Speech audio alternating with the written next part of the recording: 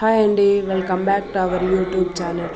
మనం బెండకాయ ఎప్పుడు చేసుకునే విధంగా కాకుండా ఈసారి కొత్తగా ట్రై చేద్దాము. ఎప్పుడు ఫ్రై, పులుసు, నీళ్ళే కాకుండా ఇలా ఫ్రైడ్ రైస్ కూడా చేసుకోవచ్చు బెండకాయతో. పిల్లలు చాలా ఇష్టంగా తింటారు. 5 నిమిషాల్లో అయిపోతుంది ఇదంతా. అందుకోసం మనము 1/4 కిలో బెండకాయలు తీసుకొని కడుక్కోవాలి. శుభ్రంగా కడుక్కొని పక్కన పెట్టుకొని ఇవి చిన్న చిన్న ముక్కలుగా కట్ చేసుకోవాలి. ఇలా ముదురు తీసుకోకూడదు, లేతవి తీసుకోవాలి. ఇలా చిన్న చిన్న ముక్కలుగా కట్ చేసుకొని ప్యాన్ పెట్టి అందులో 2 టేబుల్ స్పూన్స్ ఆయిల్ వేసి అందులో కట్ చేసి పెట్టుకున్న బెండకాయలు వేసుకొని కలుపుకోవాలి. కొద్దిగా సిమ్లో ఫ్రై చేసుకోవాలి. ఇవన్నీ కొద్దిగా ఫ్రై అయ్యేంత వరకు సిమ్లో ఫ్రై కలుపుకుంటూ ఫ్రై చేసుకోవాలి. కలుపుకోకుండా ఫ్రై చేస్తే మాడిపోతాయి. అందుకు కలుపుతూ ఫ్రై చేసుకుంటూ ఉండాలి. మూయ అవసరం లేదు దీనికి. ఇలా ఫ్రై చేసుకోవాలి. చూడండి, ఇలా కలుపుకుంటూ ఫ్రై అయిపోతాయి కదా, ఒక 2-3 మినిట్స్లో అయిపోతాయి. ఇలా ఫ్రై అయిపోయిన తర్వాత ఇవి పక్కకు తీసుకోవాలి. ఇప్పుడు స్టవ్ ఆఫ్ చేసి పక్కకు తీసుకోవాలి. పక్కన పెట్టేసి ఇప్పుడు మరి అదే ఆయిల్లో కొద్దిగా ఆవాలు, జీలకర్ర, కరివేపాకు, కట్ చేసి పెట్టుకున్న ఆనియన్ వేసుకొని ఫ్రై చేసుకోవాలి. ఫ్రై అయిన తర్వాత ముందుగా ఫ్రై చేసి పెట్టుకున్న బెండకాయలు వేసుకొని కలుపుకోవాలి. ఇవి ఫ్రై అవుతుంటాయి కదా.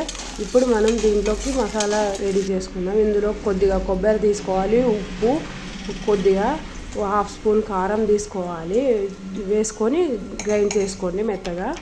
ఇలా మిక్సీ పట్టుకొని ఇందులోకి ఒక 4 వెల్లుల్లి రెబ్బలు వేసుకోవాలి. ఇప్పుడు వేసుకొని మెత్తగా మిక్సీ పట్టుకోవాలి. పక్కన పెట్టాలి మిక్సీ పట్టి. ఇప్పుడు ఇందులోకి ఫ్రై అవుతున్నాయి కదా, ఈ ఫ్రై అయిపోయిన తర్వాత ఇందులోకి వేసుకోవాలి. ఈ కొబ్బరి పొడి వేసుకొని కలుపుకోవాలి.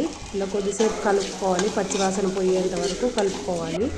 ఇందులోకి కొద్దిగా గరం మసాలా, ఇది పూర్తిగా ఆప్షనల్. మీకు ఇష్టమైతే వేసుకొని, లేకపోతే లేదు. నేను వేసుకుంటాను. ఇప్పుడు అయిపోయింది. అన్నం వేసుకొని కలుపుకోవడమే. ఇలా అన్నం వేసుకొని బాగా అన్నంకంతా మసాలాలన్నీ పట్టేటట్టు బాగా కలుపుకోవాలి. ఇందులోనే కలుపుకోవాలి. స్టవ్ ఆన్ చేసుకొని కలుపుకోవాలి. కింద పెట్టి కలుపుకోకూడదు. స్టవ్ ఆన్ చేసి కలుపుకుంటే ఈ రైస్ ఫ్రై అవుతుంది కదా, అప్పుడు టేస్ట్ బాగుంటుంది. ఇలా కలుపుకుంటూ ఫ్రై చేసుకోవాలి. కొద్దిసేపు కలుపుకుంటూ ఫ్రై చేసుకోవాలి. ఇలా అంతా కలిపేసుకున్నాం కదా. బెండకాయ తింటే ఆరోగ్యానికి చాలా మంచిది. ఇలా అయిపోయింది చూడండి. ఇప్పుడు ఇందులో కొద్దిగా కట్ చేసి పెట్టుకున్న కొత్తిమీర వేసుకొని ఒకసారి అలా కలుపుకోండి.